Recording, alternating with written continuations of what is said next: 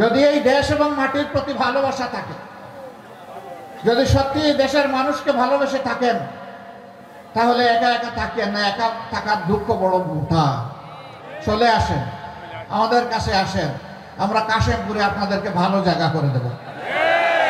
তাইলে আমাদের এত এত সন্তান এই জন্যই জীবন দিয়েছে যে তাদের রক্তের উপর দিয়ে এখানে চাঁদাবাজি হবে, তাদের রক্তের উপর দিয়ে এখানে দখল বাণিজ্য চলবে, তাদের রক্তের উপর দিয়ে এখানে ঘুষ বাগ বাটোয়ারা চলবে, এইখানে নিরীহ মানুষকে মামলা দিয়ে মামলা বাণিজ্য চলবে।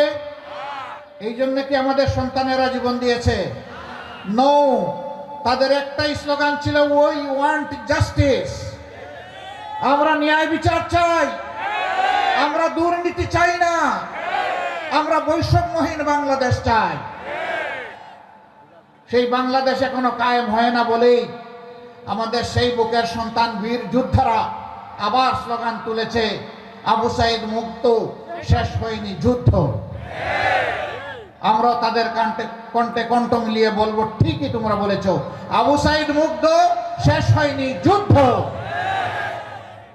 একটা মানবিক বাংলাদেশ, দুর্নীতি মুক্ত বাংলাদেশ, দুঃশাসন মুক্ত বাংলাদেশ কায়েম না হওয়া পর্যন্ত আমরা থামবো না। আল্লাহর কসম, আমরা থামবো না। মিডিয়া এখন থেকে কালোকে কালো বলবে, সাদাকে সাদা বলবে, চোখে চোখ রেখে খবর পরিবেশন করবে। কিন্তু এখনো বাংলাদেশের বিভিন্ন জায়গা থেকে আসে, কোনো চাঁদাবাজের বিরুদ্ধে যখন কোনো সাংবাদিক বন্ধু সত্য খবর তুলে ধরেন, তখন তাকে হত্যার হুমকি দেওয়া হয়, তাকে দেখে নেওয়ার হুমকি দেওয়া হয়। মাঝে মাঝে সেই অডিও ভিডিওগুলো সামাজিক মিডিয়ায় চলেও আসে। আমরা সবাইকে বলি, আরেকবার যুদ্ধের জন্য প্রস্তুত হন। গাছ, খারাপ ফলের গাছ কাটা পড়েছে, কিন্তু আগাছা রয়ে গেছে, এগুলাকে পরিষ্কার করা হবে ইনশাআল্লাহ। আর রাজনৈতিক বন্ধুরা, সবাইকে বলি, দেশটাকে ভালোবাসো। দেশকে ভালোবাসার অর্থ হচ্ছে, আজ থেকে আমি আর চাঁদাবাজি করব না, দখল বাণিজ্য চালাবো না, ঘুষ খাবো না, মানুষকে ভয় ভীতি দেখাবো না, কারো ইজ্জত লুণ্ঠন করবো না। যখন তখন নিজেদের মাঝে আমরা যুদ্ধ করব না। অনেক সময় নিজেদের মাঝে যুদ্ধ হয় না, পদ পায় নাই, পদবি পায় নাই, দুই দিক থেকে লেগে যায়, নিরীহ মানুষ অথবা নিজের কর্মীকে অনেক সময় মেরে ফেলে। এগুলাও তো চলছে, এগুলা বাদ দেন। অনেক হয়েছে, বাংলাদেশের মানুষ এগুলা দেখতে দেখতে ক্লান্ত, বিরক্ত। এগুলাকে এখন মানুষ ঘৃণা করে। এগুলো আমরা সবাই ছেড়ে দেব, এগুলো আমরা আর করবো না, কেউ করবো না। আমরা বলতে জামাতে ইসলামী বুঝাচ্ছি না, সমস্ত রাজনৈতিক দলগুলার কথা বলছি।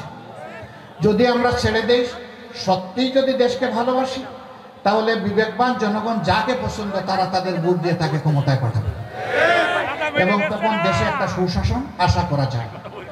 কিন্তু এই বদ হাসলত যদি কেউ ছাড়তে না পারেন, তাহলে অনুরোধ করব, জনগণকে মেহরবানি করে বোকা ভাববেন না। এই জনগণ যথেষ্ট হুঁশিয়ার, আর রক্ত দিয়ে দিয়ে হুঁশিয়ার হয়েছে।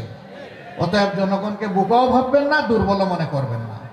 যদি মনে করেন কালো টাকার পেশি শক্তি দিয়ে কিছু করবেন, সেদিন শেষ।